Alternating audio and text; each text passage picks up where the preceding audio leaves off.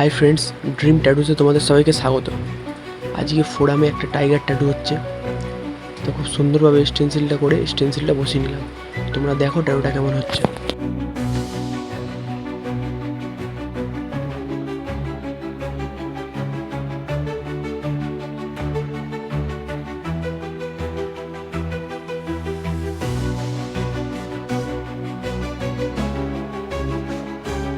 ট্যাটুটা করতে সময় লেগেছে 8 থেকে 9 ঘন্টা।